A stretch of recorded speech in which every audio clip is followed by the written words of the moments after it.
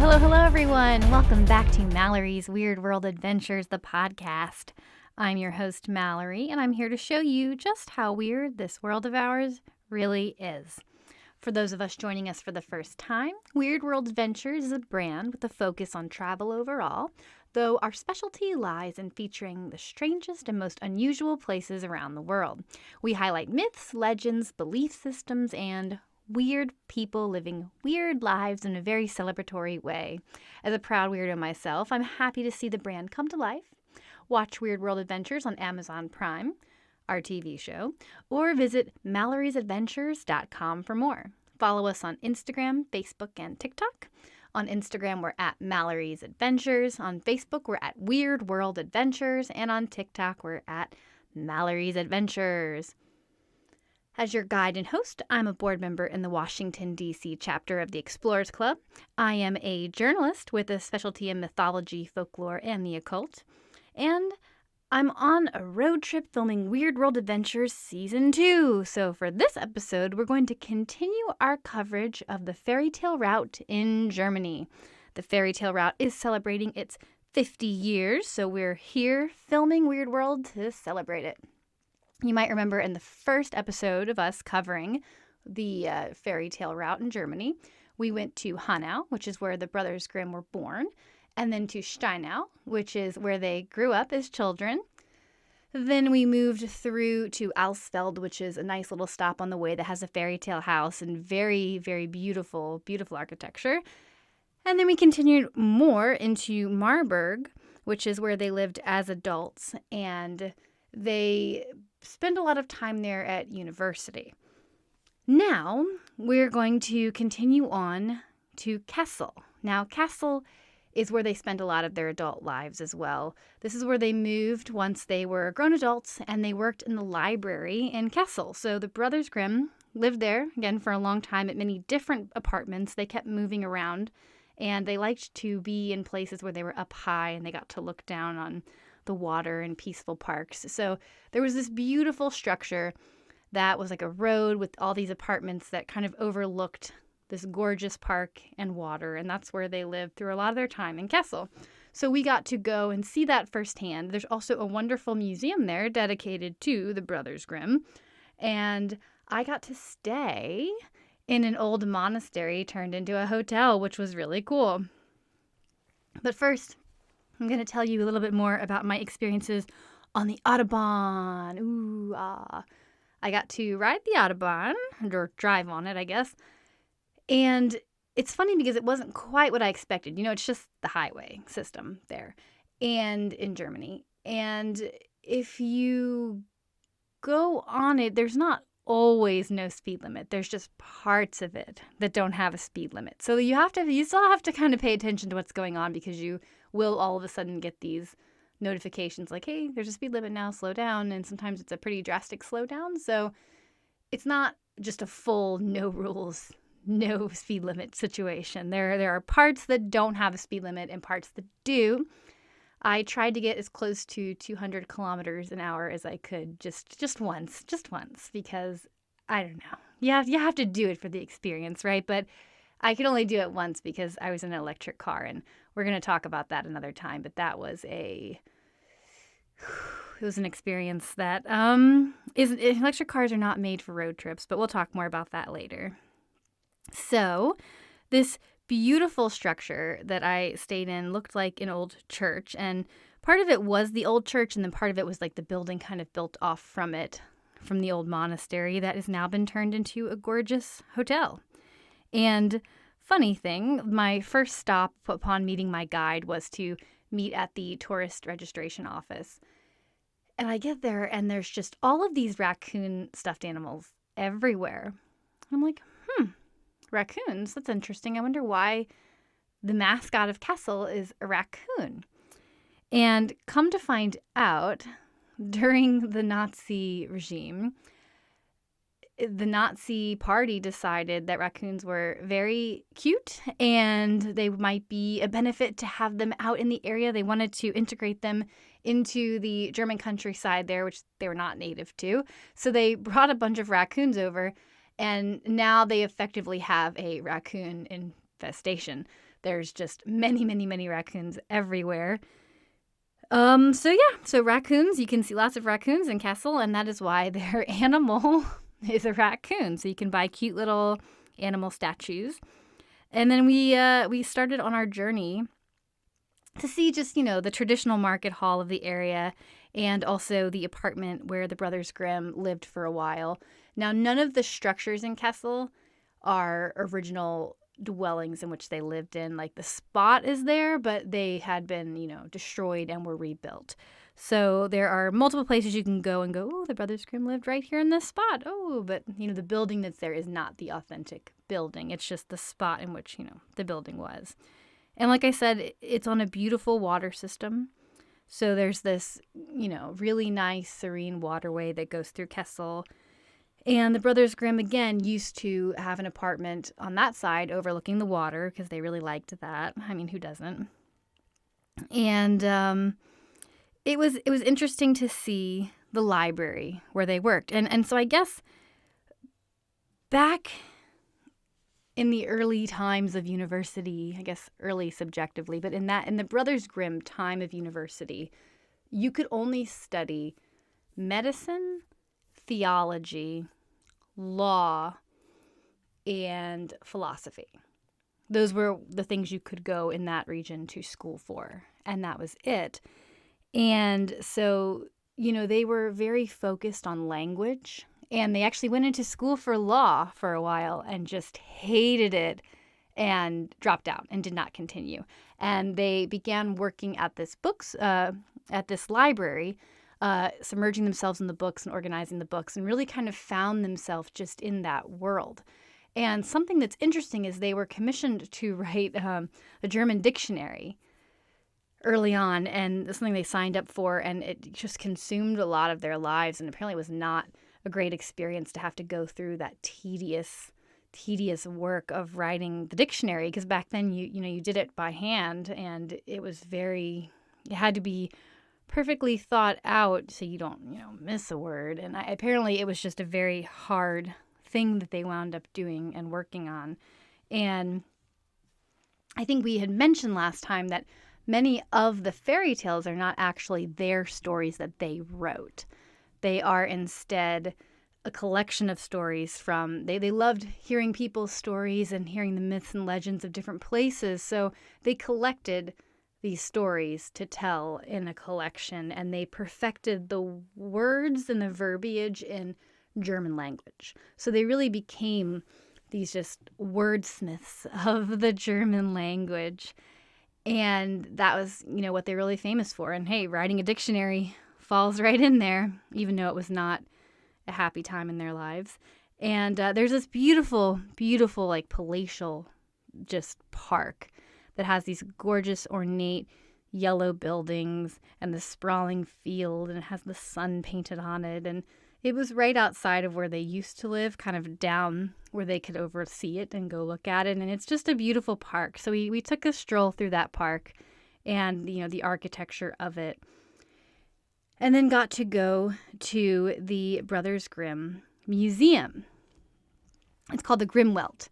And it's a really interesting, fantastical, immersive experience. From what I understand, it's won a lot of awards because it's not your typical museum about the Brothers Grimm. You go in the top part, and it has a letter of the alphabet, and each letter of the alphabet has some fact or cool art display or interesting thing about the Brothers Grimm. And so it goes in this line, and it's not even exactly in like alphabetical order. So it's very interesting, very subjective. They have this wall of letters that they wrote to people, so you can kind of see, who they wrote to and what they wrote over the years, and just the mass amount of writing that they did just personally for personal stuff. And then there is a chart that you can play with and set on that's like digital on this pad, where then you can start to see where the letters were sent to and who they communicated with around the world, and the footprint they had just in their personal life and how far that reached. And then there's a photo wall of all the people that they had written to. And then it goes to, Yes, so demon, the demon for D, the Grimm's Dictionary project, originally expected to take 7 to 10 years, is still unfinished today. Fruitful was the last entry Jacob Grimm completed before his death in 1863. Willem had been working on words that started with the letter D when he died 4 years earlier. Not until 1971, over 100 years later, did the published dictionary include words from A to Z and the list of sources cited. But by then, the Grimm's entries and others by later contributors were outdated and the editors began working on a revised edition. Yeah, so Fruitful recounts the history of the Grimm's German dictionary in 14 scenes. So there's this beautiful, interesting shadow box kind of art display there under the word demon for D. In the exhibit that shows just the absolute distress that they were caused by this dictionary, which, as we can see now from what I just read, they didn't even finish, and it just consumed their lives and was not a happy part of what they did. It was too technical. It was too... I don't think they really thought about the work that it would entail when they signed up for it. And then so there's these beautiful shadow box images, like I said. And then the museum also, of course, has just the crown jewel where it just has original collections of the Brothers Grimm's fairy tales from over the years. There's many different versions, very, very old, which, of course, excited me because I just love old books. And then, after you go through the exhibit from, A to Z, not in that order, you can go down and there's like this immersive childlike area. And as you go down the stairs, it even has like trappa, trappa, trap, trappa, trap, trappa, trap written on the stairs like your footprints. So it's a very interesting thing. And then you go down into this room and there's this strange sculpture garden of all this weird subjective stuff that was inspired by the Brothers Grimm. And then they have these immersive experiences. So you can go in one of them and look in the mirror from Snow White, the mirror on the wall, who's the fairest of them all. And they see you in the mirror and, this person's the fairest. Like, it's very visually interactive. And then you can go into Little Red Riding Hood's hut, the grandmother's house, and the wolf will talk to you and then eat you. Like, it's like a hologram-y kind of projection. And then there's one you can sit at a table and it videos you and it projects it onto a screen that you're looking at of you eating with the 7 dwarves.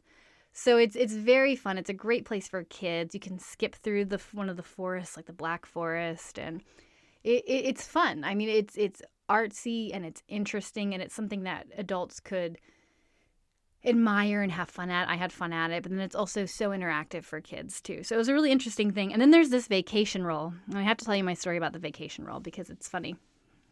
Maybe it's not, but it was a highlight of my trip that kept reoccurring. So when we were in Steinau, we toured the museum where the Brothers Grimm, grew up. It was their old childhood home.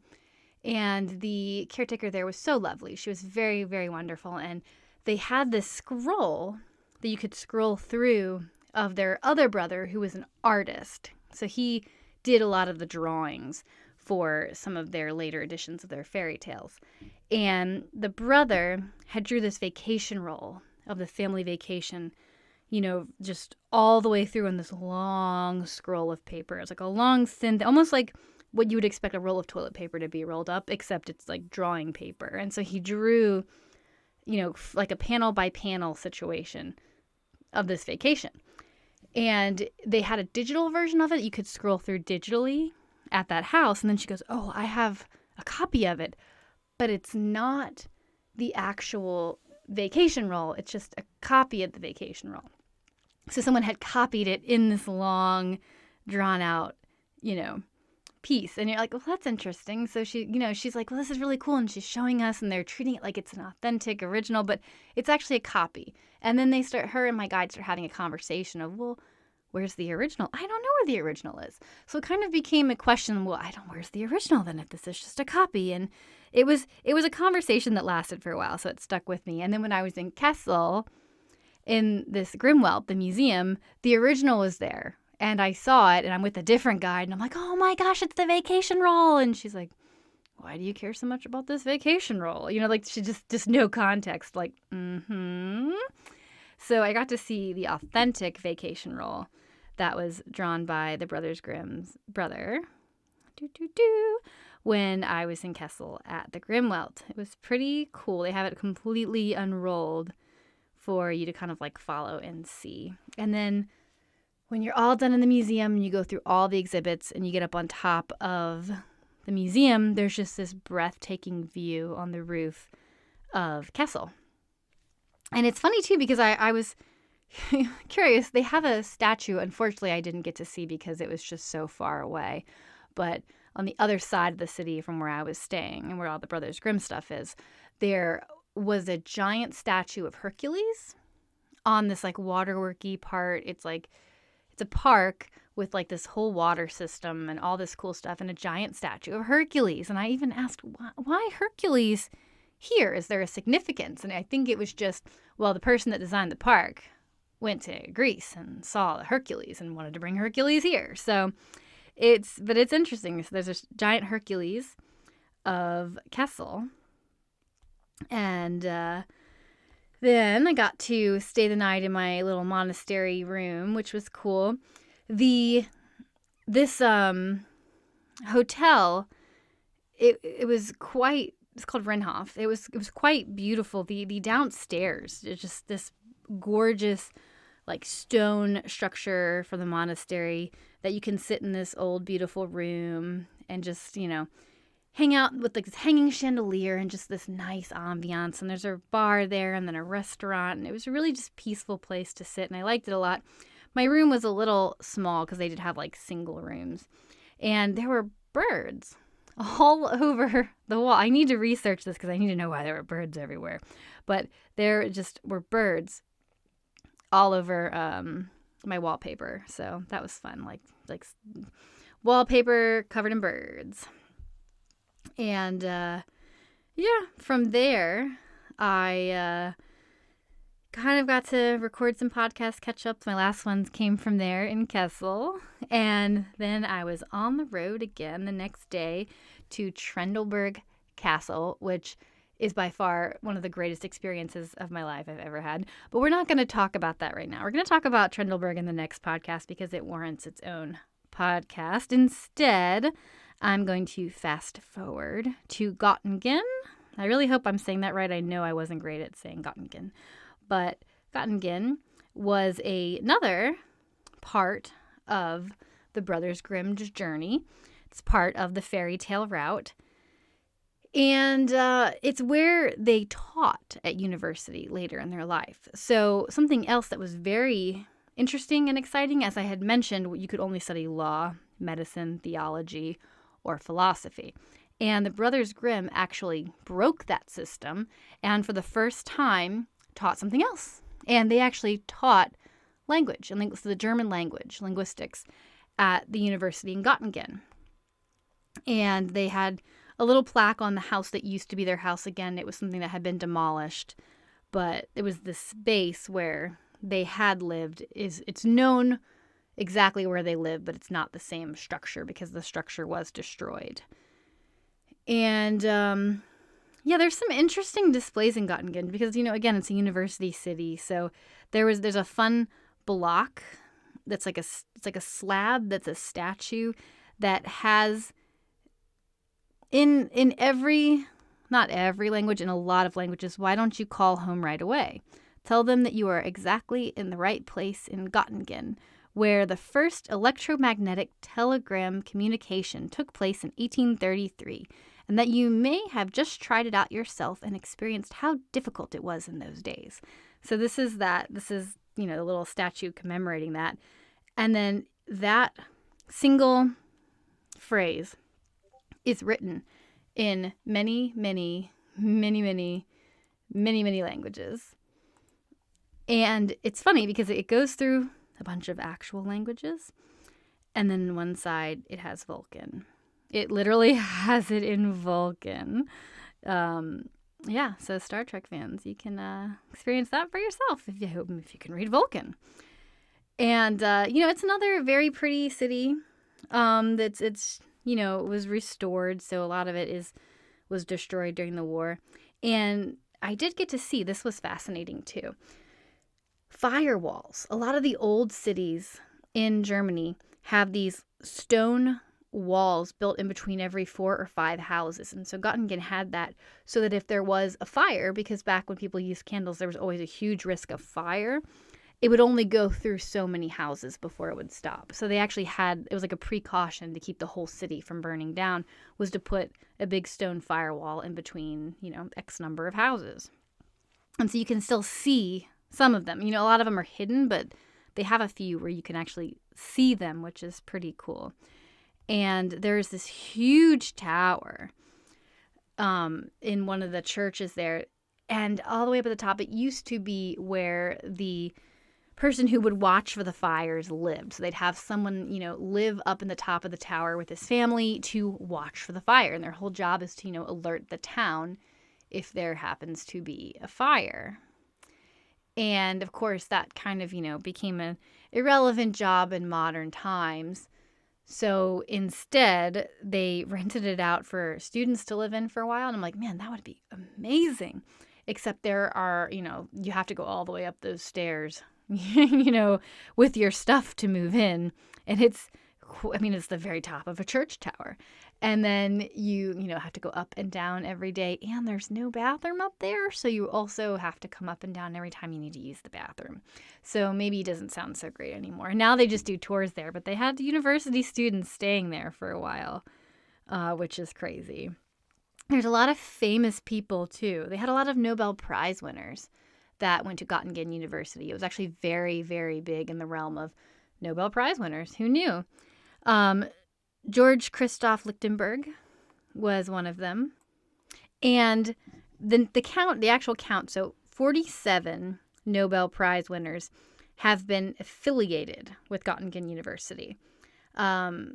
14 of them having been awarded the prize for research conducted during their time at Gottingen.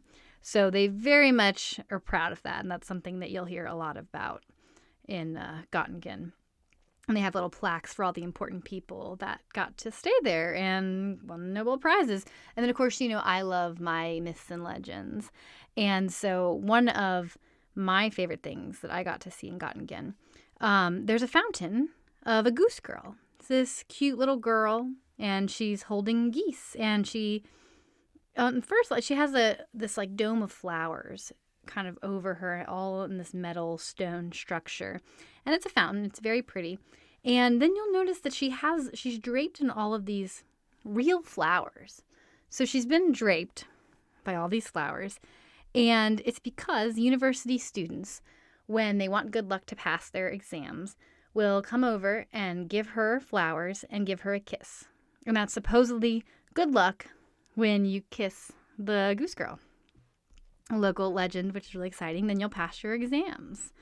And she's very pretty. A lot of people go there to photograph her specifically. And then we saw the new hall of the university, this beautiful new hall that was built by one of the town officials and donated in a kind gesture to the university, to the city. And he's like, we're going to go look inside a little bit. And there's this beautiful banquet hall, but we can't see the banquet hall. I just want to show you a few other rooms. And I'm like, okay, sure, why not?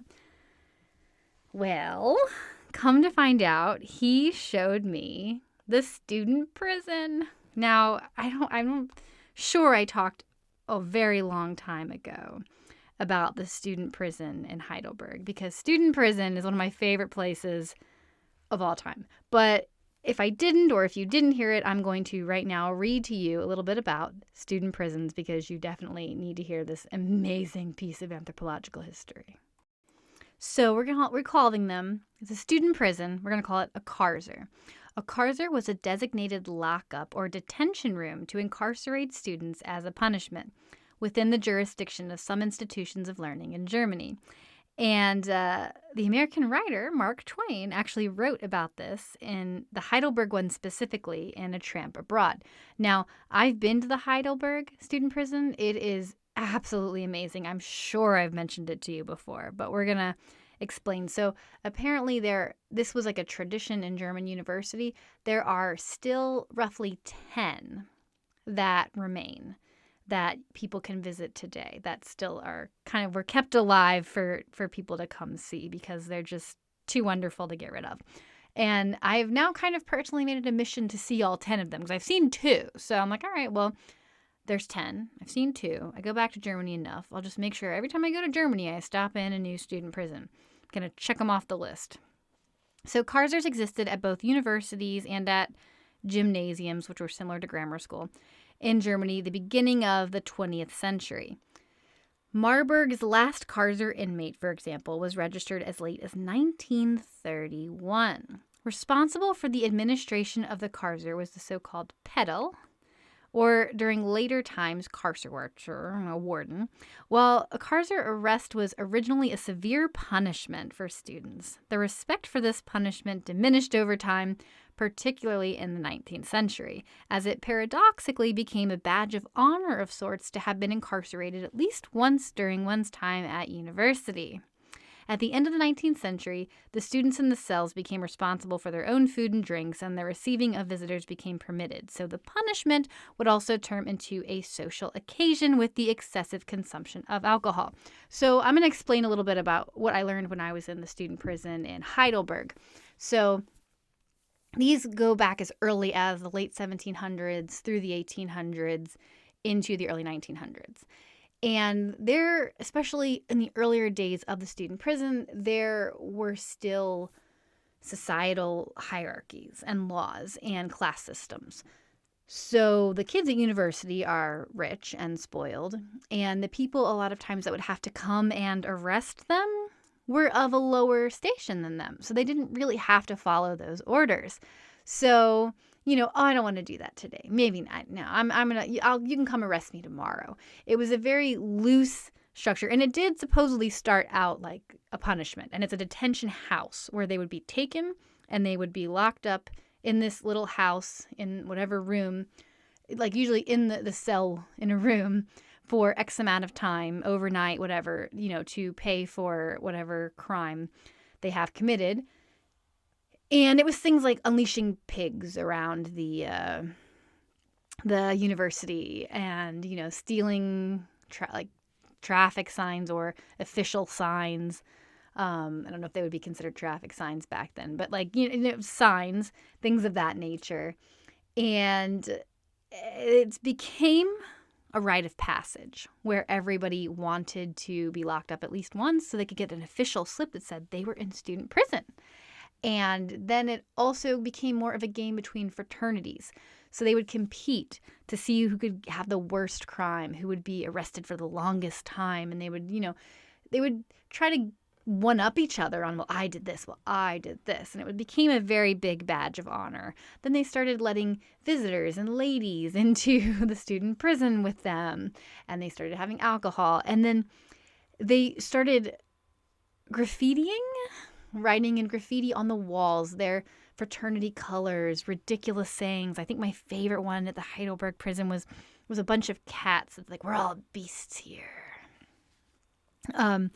Yeah, and I think it started out with them actually taking candles and burning with ash the ceiling into graffiti. And then they, when the rules got more lax, they started bringing in these different outside paints and things. So it's authentic Victorian time graffiti that's been preserved to today all over the walls, from ceiling to floor, on the ceiling. Everything is covered in this crazy graffiti. And it's authentic Victorian graffiti. It's so wild, and it's just a very cool experience to see. And the Karzers, as I said, have been preserved at the universities of Heidelberg, which I went to, Jena, Bonn, Marburg, Freiburg, Thunberg, Freiburg, Grimmwelt, Gottingen, which is the other one I went to, Friedrich Alex University in Erlangen, and Tartu, Estonia. The Karzer in Gottingen was known after the Pedal Brückenbach as the Hotel of Brückenbach. It was moved in the 19th century because of the extension to the university library. So a cell door was preserved from the old Karzer and is on display now that shows graffiti by Otto von Bismarck. bearing witness to how students spent the time in the cell and the many memorable accounts they have on the wall, the tables and doors graffitied by students in the cells. And today it's a tourist attraction, and it is wonderful to see. And I mean, they'll say what they did to get incarcerated, and there's pictures. Go to maloriesadventures.com and search for student prison, and pictures will come up. One of them is an artist. I mean, one of them at the Gottingen one painted this like sexy photo of a lady on the wall. I mean, it's a really cool experience to get to see, and I want to see all of them now because it's really just exceptionally bizarre. And so the fact that I got to see that was really exciting because I had heard that there was one you could visit in Gottingen, and I was going to ask my guide about it, and I kind of spaced, and then he just surprised me, and we went there. So I'm like, yes, perfect. And with that, it finished my Brothers Grimm fairy tale route trail. Now, I still owe you a podcast on Trendelberg Castle, which I will give you because it's too unbelievably wonderful not to tell you about it. It's an incredible experience. But first, I wanted to take the time to tell you about the fairy tale route and kind of give you that footprint. Now, it goes all the way up to Bremen, and I was in Bremen a few years ago. That's where they had the Bremen Town musicians, one of the Brothers Grimm tales. But this time, again, Hanau, which is where they were born, Steinau, which was incredible, which is where they grew up, and then over to Alsfeld, which is just beautiful fairy tale-like village, then continuing on to Marburg, which is where they went to university, and then to Kassel, which is where they spent most of their adult life and where they worked in the library. Then over to Gottingen, which is where they taught at university. So it was kind of following in their actual footprint through Germany. It was a wonderful experience. I can't recommend it enough. It turns 50 this year, so make sure you check out the fairy tale route in Germany, starting around the Frankfurt area and going all the way up north to the water at the top of Germany. Anyway, that's all for this week. Next week, we will continue talking about Germany and GTM because I had an incredible experience on GTM. Then I'm going to get Michael back in here, and we're going to talk about Trendelberg Castle. Alrighty. Until next time, everybody, make sure you check out Weird World Adventures Season 1 on Amazon Prime now, and tune in for Season 2 this fall. Head to maloriesadventures.com for any additional updates. And again, until next time, stay weird.